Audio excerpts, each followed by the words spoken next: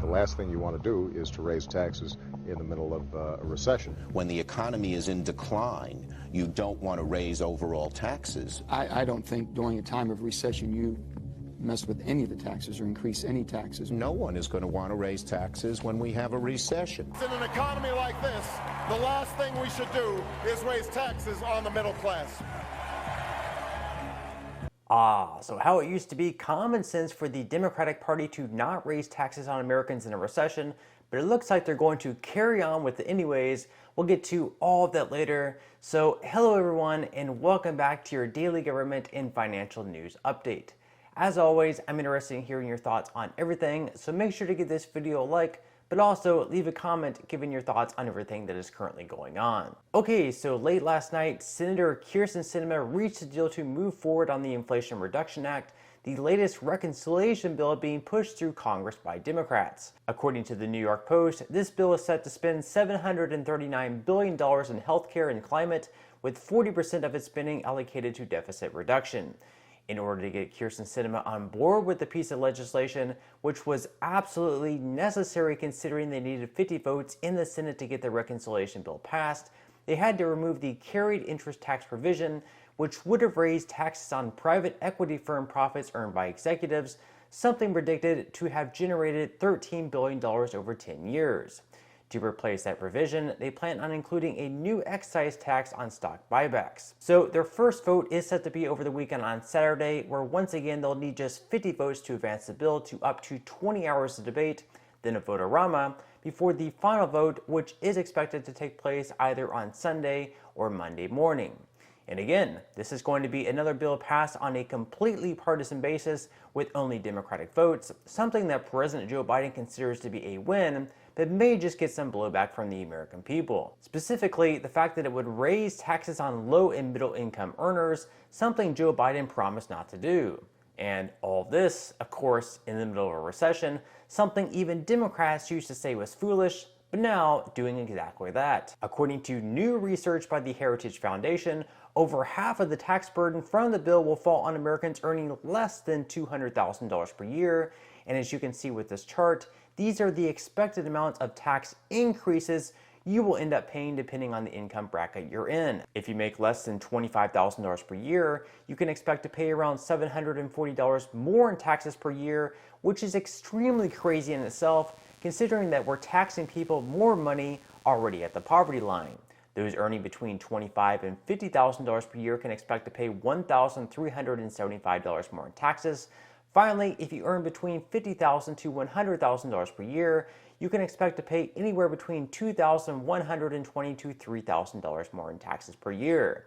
So in the time of mass inflation and now a recession, they're really planning on taking even more money out of our paychecks to send off to Washington to blow it on whatever garbage programs they decide to enact. Oh, and to enforce this, they're giving the IRS $80 billion in the bill to enforce collection, something that's going to end up hurting the lowest income earners the most, considering that the wealthy will have the money to hire the best accountants and CPAs, whereas low and middle class families unfortunately will be the ones left to fight the audits by themselves. We don't have the money to hire the best CPAs in the world. The wealthy will. Now, Democrats will argue that we're not actually in a recession, that the economy is really great right now. So here is Karine Jean-Pierre doing her skit of changing the definition of recession, which again is 2 consecutive quarters of negative GDP growth, to try and say we're not actually in a recession. Because we're seeing that strong labor market, because we have a low unemployment at 3.6%, that tells us that that does not define what a recession is. But understanding that, we are going through a transition. That's what we're going through. We talk about that all the time, where it's going to be a little bit more stable, a little bit more steady. We're seeing the job creation every month go down a little bit, which is very important as we make that transition. But again, this is a president is doing everything that he can to really meet the American people where they are. So a stable and steady transition, she says, but that's also what they said about inflation over the last year, and we've all seen how that's gone. Look, you can change the definition of what a recession is, of what a woman is, but you can't change the definition of something to make it not true. You can't change the definition of a dog to make it seem like a cat, and all of a sudden all the dogs you own are actually cats. It just doesn't work that way. And so today we can expect the latest jobs report to come out, where it is expected to show the smallest number of positions added in the last 18 months. According to CNN, the U.S. economy is expected to have gained around 250,000 jobs last month, which is a huge drop-off from the 456,000 average monthly gains this year, a big slowdown, which could definitely be an alarming sign of the economy. We've seen retail stores such as Walmart and Target come out and admit to lowering prices because they have so much inventory right now from reduced consumer demand, meaning that most of these stores will either stop hiring workers or potentially even lay some off. To Karine Jean-Pierre, though, this is all just a sign that we're in a transition to that stable and steady growth thing, and we actually have a healthy economy. The employment report is expected to show that job gains last month slowed to 250,000 from 372,000 in June. Does the administration view this as a sign the economy is healthy? So, as we've been saying for many months now, we are in a, and the president, including the president, has been saying that we're in a transition to a stable and steady growth. And during that transition, what you'll see is instead of that record high breaking job numbers that we've been seeing every month in the realm of 500,000 to 600,000 jobs on average per month, we're expecting to be closer to 150,000 jobs per month. And so that would actually that will be a sign of a success of this transition, and this kind of job growth is consistent with the low unemployment numbers that we've been seeing, that rate of 3.6%, and we see that, and others have see that as a healthy economy. Now, a lot of people are wondering whether or not this new reconciliation bill being pushed through by Democrats will include a forced stimulus payment. Over the last year, we've seen some progressive Democrats such as Bernie Sanders saying that one was needed. Additionally, to combat inflation, many states have been sending out their own relief payments over the last year. Just to clear things up, because I've seen a lot of people wondering whether or not there would be one, and considering this bill is spending another $739 billion, I can definitely see why. That's a huge amount. For this bill, though, no, there is no stimulus check included. For those currently struggling, I know this could be saddening. However, there are a lot of other tax credits, but these are mainly for people in higher tax brackets who can afford electric vehicles.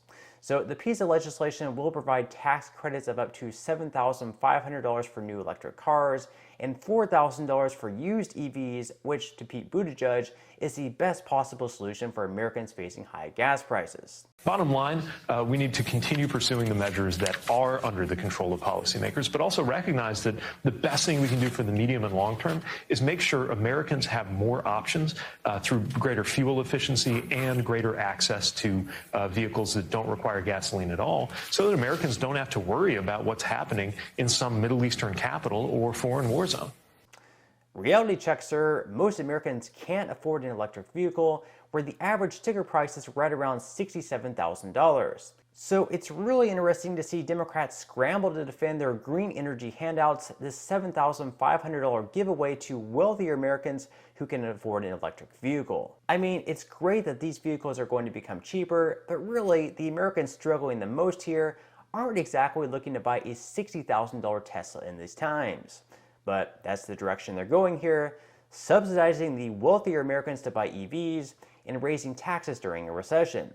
Unfortunately, President Biden wasn't available for comment, but he was caught on camera participating in one of his favorite activities.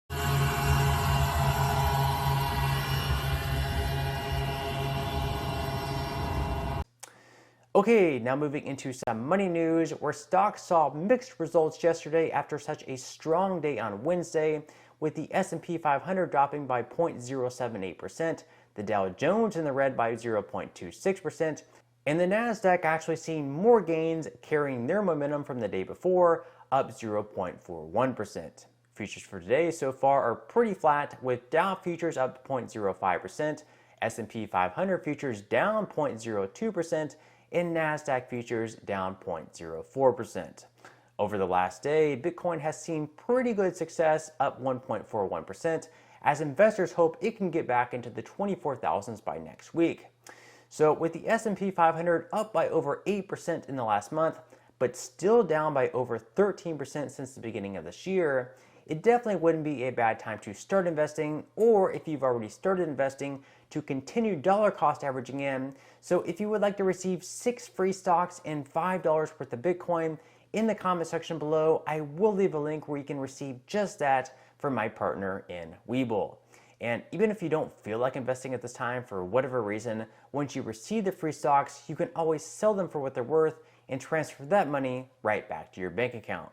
Now, in total, you should be receiving a value of right around $50 or more. Some people have received over $3,000 in the past, which will be taxable, but still, you can think of it as just some free extra money with just a few minutes of work. But on that note, I'm going to go ahead and wrap up this video. If you enjoyed the content in today's video and you would like to see more like it, I would encourage you to give this video a like, subscribe to my channel, and make sure to ring the notification bell. That way you won't be missing any of my future videos. And until next time, I hope you have a wonderful rest of your day, and I'll see you in the next video.